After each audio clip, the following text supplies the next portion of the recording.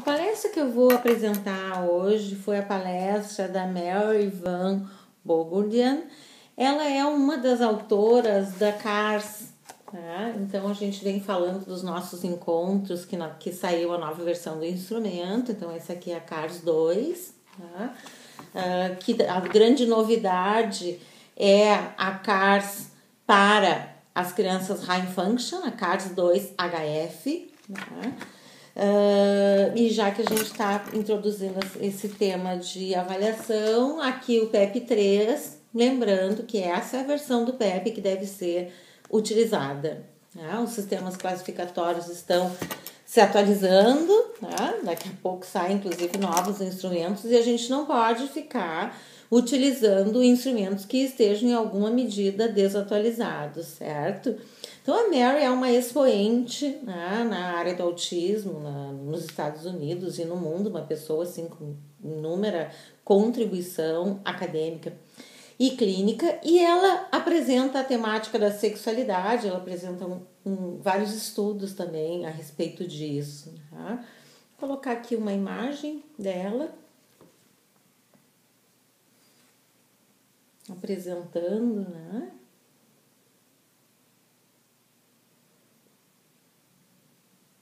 Esse tema assim complexo, esse tema cercado de tabus, e ela começa a palestra falando exatamente disso, tá? Que é uma temática muito envolvida em tabus, como se nós mesmos não tivéssemos, né, uma sexualidade. Comportamento sexual faz parte da nossa espécie, né? Então é uma área que a gente tem que procurar lidar com a maior naturalidade possível, embora isso seja muito difícil, né? Nós temos uma cultura em que falar sobre sexo é alguma coisa ainda bastante difícil, em casa, na escola, né? No ambiente de trabalho. Então ela coloca, a primeira questão, ela apresentou uma lâmina definindo sexualidade, que é a parte que faz parte de um todo, né? E que de qualquer pessoa, né?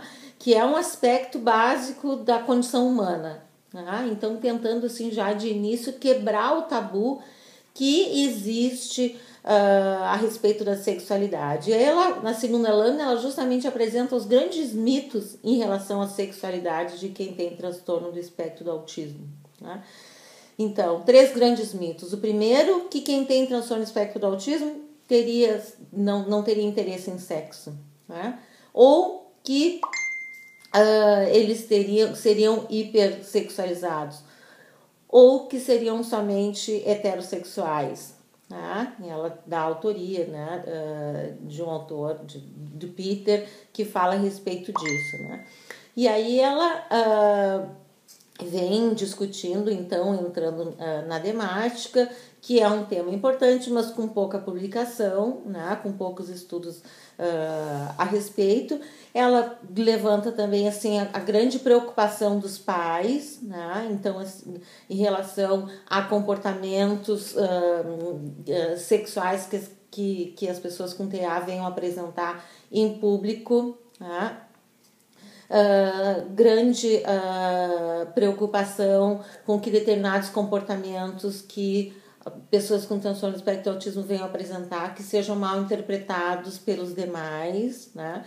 E também o receio de serem vítimas de abuso, né? São os grandes temas que preocupam as famílias, né? Ela apresenta alguns estudos a respeito disso, também uma literatura, né, a respeito, e entra falando assim da importância da educação sexual. Então ela fala, é uma temática que faz parte do desenvolvimento humano, né? Portanto a gente não precisa esperar acontecer alguma situação, problema, para a gente começar a abordar essa questão. Então ela defende a importância da educação sexual de uma forma precoce.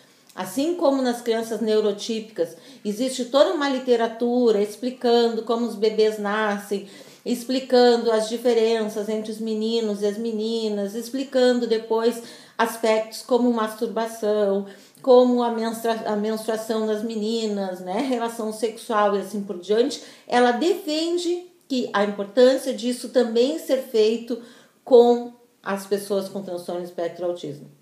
Obviamente, se guardando a idade de desenvolvimento, né? Um aspecto assim que ela trouxe é exatamente isso. Quem tem transtorno espectro do autismo, em função de toda a problemática, de toda a sintomatologia, acaba apresentando uma defasagem em relação ao desenvolvimento neurotípico, tá?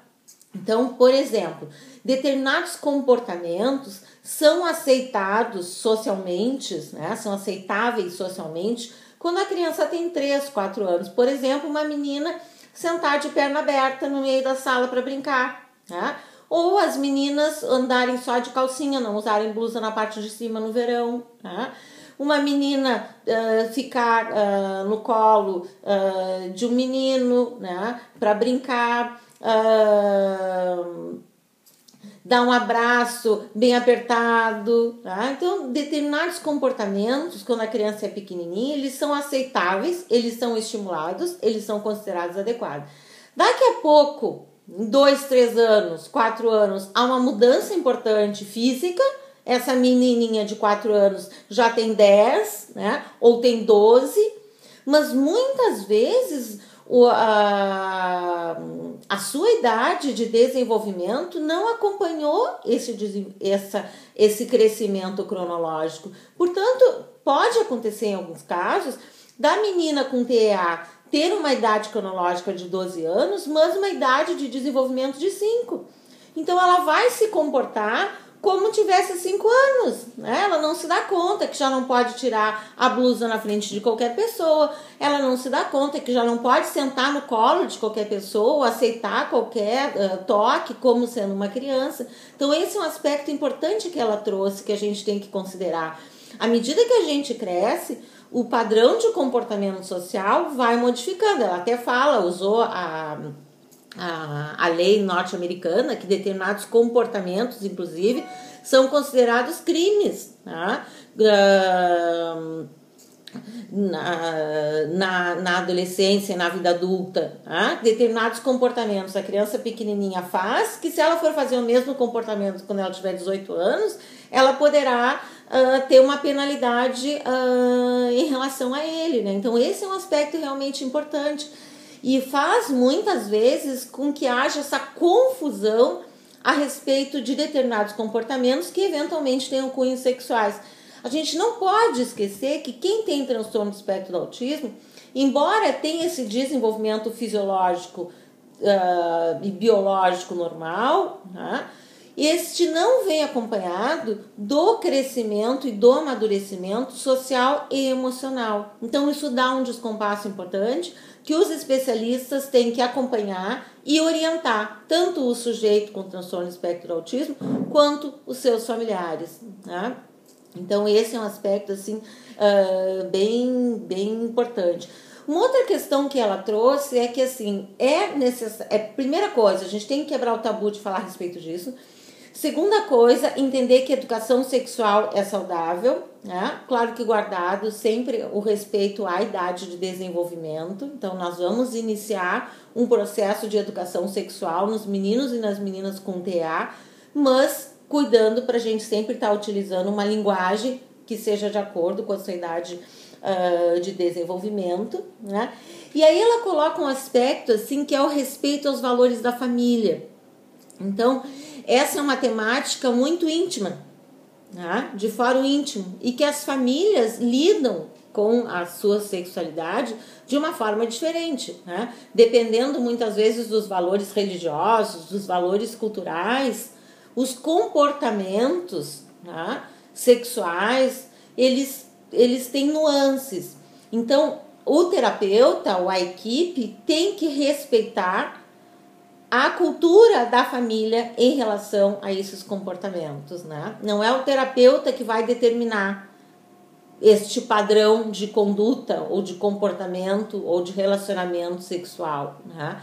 Ela coloca como muito importante observar, em primeiro lugar, os valores da família, né? Os valores da sociedade, os valores religiosos e, obviamente, a perspectiva individual. Então, é uma questão, assim, complexa. Tá?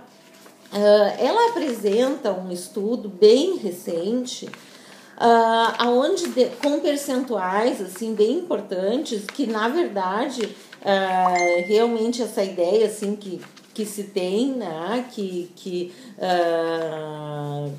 os adolescentes e os adultos com TEA não têm vida sexual, isso caiu assim bastante por terra. Ela apresentou um estudo que ela fez em 2012, né, com um grupo de 28 rapazes e 11 meninas, né? Desses, 77% dos meninos se engajavam em masturbação. As meninas, 54%. Né? Então, realmente, assim, é algo que ocorre, é algo que acontece. E quanto antes puder haver uma orientação nesse sentido, maior chance de que esses comportamentos sexuais se desenvolvam de uma maneira natural e saudável. Ela até listou numa lâmina, assim, a importância que vários autores mostram em relação à masturbação. Então, é um comportamento saudável, né? É um comportamento que ajuda a baixar a ansiedade, né? Ajuda a relaxar. Então, não há por que haver um movimento da gente abafar isso ou proibir, né? Não há problema algum que os adolescentes se engajem nessa prática, mas em função do transtorno, muitas vezes eles não sabem como fazer, aonde fazer, quando fazer, tá? E como o sujeito é o mesmo, ou seja, os mesmos comprometimentos que impedem o desenvolvimento da comunicação na primeira infância, o desenvolvimento de interação na criança pequenininha, essa mesma gama de dificuldade vai estar interferindo no desenvolvimento de um comportamento sexual. Tá? Então, todo o entendimento mais simbólico destas vivências sexuais, ele vai estar de uma certa forma fragilizado, né? Ou comprometido. Ou seja, quem tem TEA vai precisar de uma orientação em relação a isso para obter o maior proveito dessas vivências e não vir a ter problemas de cunho sociais, né? Muitas vezes quando nós atribuímos, tá, uma intenção, uma ideia, um sentimento, um comportamento que às vezes nada mais é do que algo mais sensorial ou uma sexualidade voltada para o seu próprio corpo, né? Então ela deu um exemplo de um rapaz que ela atendia, que ela foi procurada pela escola porque ele estava com problemas, com excesso de libido. Essa foi a queixa da escola. Daí ela perguntou, bom, mas foi na escola, o que acontece? Ele não pode ver uma alça de sutiã, porque se ele vê uma professora ou uma colega com a alça de sutiã aparecendo, ele vai lá e quer pegar. Então, as pessoas, o entorno, entendeu que esse menino estava com uma sexualidade exacerbada. E junto vem o quê? O medo de que ele venha a cometer um abuso para alguém, enfim, é um rapazinho já, né? E ela, como acompanha esse jovenzinho, na verdade, ele não chegava a se dar conta de que o sutiã é uma peça íntima, né? Não tem problema de eu encontrar uma pessoa, tocar e dizer que linda essa tua blusa, né? É de cachemira, é de lã, deixa eu tocar. Não tem problema nenhum. Agora, a gente tocar num sutiã já é algo que a maioria de nós não realiza, né? Um comportamento socialmente ele não é apropriado. Então, esse rapazinho, ele não fazia essa leitura, né? Ele tinha, na verdade, um comportamento bem obsessivo que as alças tinham que estar retas. Então, se estava alguma alcinha aparecendo e torta, ele ia lá e arrumava. Então, ele não tinha uma intenção sexual. Então, essa também é um aspecto assim, que precisa ser cuidado. Né? Engajamento em beijos, 54% dos meninos e 54% das meninas já haviam tido uma experiência de beijo. Né? De ir adiante no beijo, abraços, né, toques no corpo, 41% dos meninos e 18% das meninas. Né? Engajamento no ato sexual, 44% dos meninos, dos adolescentes, e 27% das mocinhas.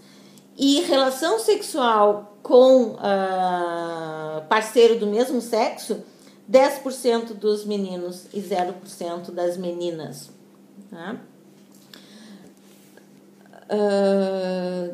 Expectativas para o futuro, 24% dos meninos falaram em que, 24 casos, 62% dos meninos tinham expectativa de se engajar num namoro e 73% das meninas também. 79% dos adolescentes desejam casar, dos meninos, e 73% das meninas também. 82% dos jovenzinhos com autismo desejam se engajar no ato sexual e 64% das meninas também. Então, tá um estudo assim bem atual, mostrando realmente que essa ideia muitas vezes que a gente tem, né, de que o comportamento sexual não chega a tomar uma forma mais madura nas pessoas com TEA é mais um mito, né? Então, o que ela advoga, o que ela defende? A importância da educação sexual, né, e desse acompanhamento. E ela traz vários exemplos assim, de como fazer essa orientação sexual para quem tem TEA. Né? E o Teach, mais uma vez, mantendo a consistência com seu aporte teórico. Então, quem tem TEA sempre vai ter uma fragilidade para abstração. Então, todo o aprendizado é via visual, via perceptual. Então, aspectos assim inicialmente que tem que ser ensinados, né? Comportamentos de segurança, tá? Então, o uso do banheiro, então, o uso dos meninos. O menino vai no banheiro e e o banheiro dos meninos é coletivo, né? Então ela mostrou sinalizadores em que ela ensina os rapazinhos que se entrou no banheiro, tem 6 espaços para utilizar, tem um espaço que alguém está utilizando que a gente não vai e usa o do lado, né? Que o comportamento socialmente apropriado seria a gente usar o que está mais afastado, a gente só vai ficar exatamente ao lado quando os outros estiverem cheios, né? Um script visual para ensinar que quando está usando o banheiro coletivo, a gente não olha para quem está ao lado, né? São comportamentos que quem tem TEA, comportamentos intuitivos que quem tem TEA não apresenta, não se dá conta, não percebe, e que daqui a pouco, se eles emitem essas condutas com frequência, por exemplo, em determinado lugar, na escola, isso poderá se transformar num fator de risco, né, para eles, pelo comportamento deles poder ser mal interpretado pelos colegas ou pelos seus pares, né? Então ela deu diversos exemplos assim, mostrando, né, essas questões assim de segurança. Como ensinar para os adolescentes o que é amigo, o que é conhecido, o que é estranho. Então ela deu uma sugestão de atividades de triagem com fotos, né? Quem das pessoas todas que a gente conhece, quem que a gente vai considerar conhecido, né? O porteiro é conhecido, né? O guarda da escola é conhecido, quem são os amigos, quem são os estranhos, e scripts de como se comportar com cada um desses, né? A proximidade social, o abraço, o beijo. Então, meninos podem dar um beijo no pai, né? Mas um beijo no amigo adolescente já não é algo assim socialmente tão frequente, tão comum, né? Então, dicas para organizar isso. Ensinar, principalmente para evitar abuso, né? A questão de estranho. Então ela mostrou uma foto bem grande de um carro, a situação assim bem frequente, né? Um carro preto, um motorista, um olhar estranho, uma porta aberta te chamando para ensinar que a gente não entra num carro estranho, né? E aí dicas assim, por exemplo, de masturbação, que momento pode, que momento não pode, aí se discutiu muito, né, o quanto que o banheiro é um bom lugar, ou o quarto, né, o que é melhor, que dicas que podem ser dadas, então, do menino quando está utilizando o quarto para um momento íntimo. Então ela deu uma dica de usar uma espécie de de rótulo na porta, como esses que tem em hotel, que a gente coloca quando quer descansar, coloca para não incomodarem, né? Ou quando a gente quer que limpe o quarto, a gente vai virar este cartão. Ela sugere o mesmo para que o menino bote no quarto para quando ele está no momento íntimo. E até em relação à linguagem também ela disse, né? É importante usar uma linguagem com o menino e com a menina que possa ser dita em qualquer ambiente, né?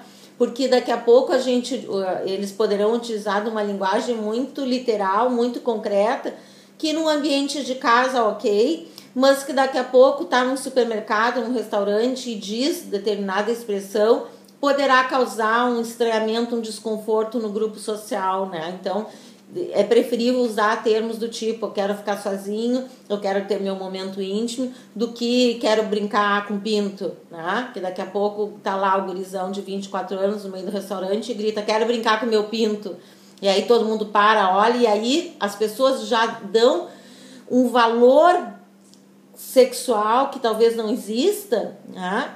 E aí acabam se protegendo ou ficando assim, né? Isso é muito comum. O menino botou a mão no peito da menina, já se acha assim, olha como ele tá com a sexualidade exacerbada.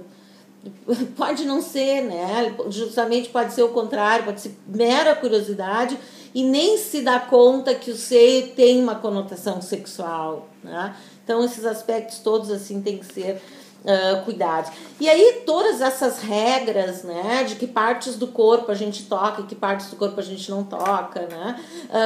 No caso, se além da masturbação, se há interesse no sexo oposto, se há alguém que o nosso jovenzinho queira convidar para sair, scripts sociais com o passo a passo de como ir no primeiro encontro, que tipo de assunto fala. Então, um dos scripts eu achei bem interessante, que ela disse assim, cada um pague a sua conta. Não aceite que no primeiro encontro o seu parceiro ou a sua parceira pague a sua conta, porque as duas, ou na próxima vez ele vai querer que tu faça o mesmo, ou ele poderá querer algo em troca, tá? Então, cuidado.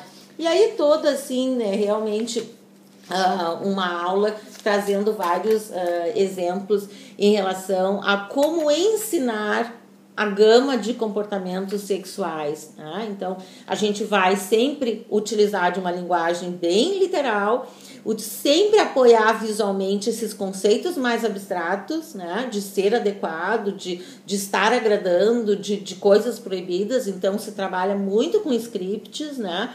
E de uma forma precoce. Eu achei assim isso realmente uma forma assim muito madura e muito apropriada, né, de se lidar com essa temática.